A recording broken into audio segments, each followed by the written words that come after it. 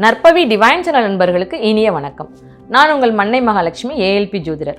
பராப வருடத்தின் சித்திரை மாதத்தில் ஏப்ரல் 14 முதல் மே 15 வரை எப்படி இருக்குன்னு பார்க்கலாம். ரிஷபராசி அன்பர்கள், காலபுருஷ லக்கணத்துக்கு 2வது ராசி. இந்த ராசி அன்பர்கள் ஒன்று சென்ட்ரல் கவர்மெண்ட் இல்லை ஸ்டேட் கவர்மெண்ட், இந்த சிந்தனைகள் உங்களுக்கு நிறைய ஓடிக்கிட்டு இருக்கும். இது சம்மந்தப்பட்ட செலவினங்கள் அதிகமாக கொடுப்பதற்கான வாய்ப்புகள் இருக்குது. எலெக்ஷன் டைமு, எந்த கவர்மெண்ட் சைடில் நீங்கள் வேலை பார்த்தீங்கனாலோ இல்லை அதே அரசியலில் இருக்கிறீங்கனாலும் சரி, உங்களுக்கு செலவினங்கள் இருக்கிறதுக்கான வாய்ப்புகள் நிறையவே இருக்குது. மாதத்தினுடைய மத்தியில் ஒரு நிலைப்புத்தன்மை இருக்காது. மைண்டு பார்த்தீங்க அப்படின்னா எப்படி இருக்கும்னா, உங்களுக்கு பித்து பிடிச்ச மாதிரியான ஒரு சூழ்நிலைகள் இருக்கும். என்ன நடக்குமோ ஏது நடக்குமோ அப்படிங்கிற ஒரு கேள்விக்குறி உள்ளுக்குள்ளே ஓடிக்கிட்டே இருக்கும். அதனால் ஒரு டிப்ரெஷன் மைண்ட் இருந்துக்கிட்டு இருக்கும்.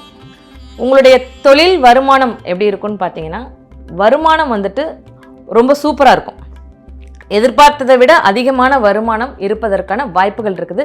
தந்தை மூலமான வாய்ப்புகளும் இங்கே அதிகமாக இருக்குது. மாதத்தினுடைய ஆரம்பத்தில் ஒரு விதமான போராட்டம் இருக்கும். வருமானம் சம்பந்தப்பட்ட விஷயங்கள் ஒரு விதமான போராட்டங்கள் இருக்கும். மாதத்தினுடைய மத்தியும் முடிவும் ஒரு நல்ல அமைப்பாக இருக்கிறதுக்கான வாய்ப்புகள் இருக்குது. தொழில் வேலைன்னு எடுத்துட்டீங்க அப்படின்னா, குழந்தைகள் சம்மந்தப்பட்ட விஷயங்களில் நீங்கள் ஈடுபடுறதுக்கான வாய்ப்புகள் நிறையவே இருக்குது.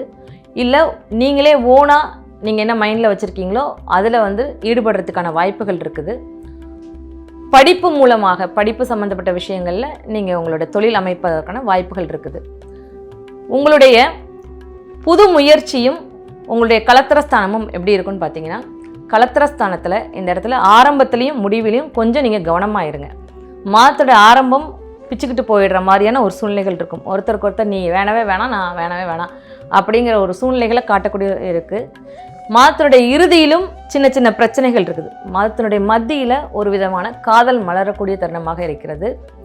இந்த இடத்துல நீங்கள் பழைய காதல் கைகூடக்கூடிய ஒரு சூழ்நிலைகளையும் காட்டுகிறது.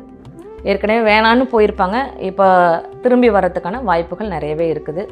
புது முயற்சி ஸ்தானம் எடுத்தீங்க அப்படின்னா, உங்களுக்கு ஒரு தந்தை மூலமான ஒரு பிரம்மாண்டமான அமைப்போ, தந்தை மூலமாக உங்களுக்கு வாய்ப்புகள் நிறைய வர்றதுக்கோ, தொழில் மூலமான ஒரு புது முயற்சி, அதாவது பேப்பர் போடக்கூடிய ஒரு சூழ்நிலைகள் இருக்குது. முயற்சியை பேஸ் பண்ணி ஒரு விரயமும் உங்களுக்கு அமைப்பு இருக்குது. வீடு, வண்டி, சொத்து, சுகம், வாகன அமைப்பு, இந்த இடத்துல நீங்கள் கொஞ்சம் கவனமாக இருங்க. ஒரு விதமான மன போராட்டமோ இல்லை தேவையில்லாத வம்புதும்பு வழக்குகள் ஆரம்ப கட்டத்தில் சந்திப்பீங்க. இறுதியில் சொத்தில் ஒரு பாக்கிய அமைப்பு உங்களுக்கு காத்துக்கிட்டு இருக்குது. ஆரம்பம் நல்லா இல்லைனாலும் முடிவு சுபமாக இருக்குது. நீங்கள் நினைக்கிறீங்க கார் வாங்குறதோ வீடு வாங்குறதோ எதுனாலும் சரி.